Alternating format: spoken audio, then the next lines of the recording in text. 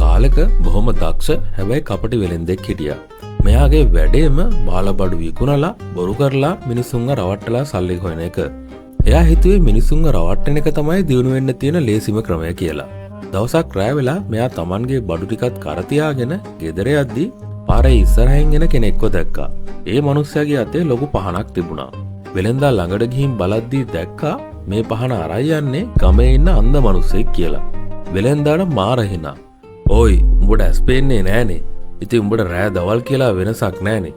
මොකටද බං ඔය පහනක් උස්සගෙන යන්නේ? උඹට ඔය පහනෙන් වැඩක් තියනවද?" අන්ධයා hina වෙලා බොහොම කරුණාවෙන් උත්තර දුන්නා.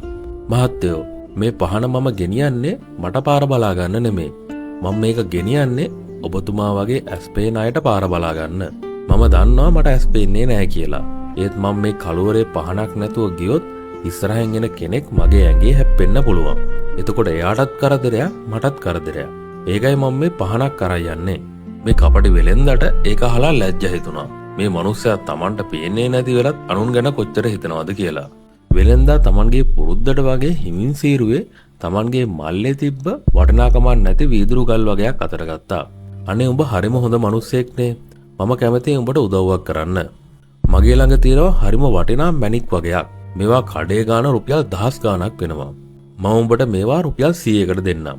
මේවා විකුණලා උඹට කන්න බොන්න ගන්න පුළුවන්." අහිංසක අන්ධයා මේ කපටි මිනිස්සයව විශ්වාස කළා. එයා අමාරුවෙන් එකතු කරගත්ත රුපියල් 100ක් දීලා අර වීදුරු කැරට එක ගත්තා.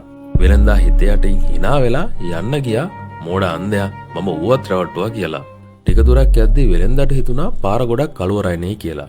එයා වේගයෙන් යන්න හදනකොටම පාරේ තිබ්බ ලොකු ගලක කකුල පැටලිලා දඩෝරියන් ගාලා බිම ඇදගෙන වැටුණා. එයාගේ මල්ලේ තිබ්බ ඔක්කොම බඩු විසිරලා කැඩිලා ගියා. කකුලත් තුවාල වුණා. එයාට නැගිටින්න බැරිව කෑ ගහද්දී ඈතින් එළියක් එනවා දැක්කා. ඒ ආවේ අර අන්ධයා. අන්ධයා ළඟට ඇවිත් ඇහුවා "කවුද මේ වැටිලා ඉන්නේ?" කියලා. වෙලෙන්දා ලැජ්ජාවෙන් කිව්වා "මම අර ඉස්සරලා හම්බුණ කෙනා." අන්ධයා අහනවා "ඇයි මහත්තයා වැටුනේ? මගේ පහන එළියේ තිබුණනේ."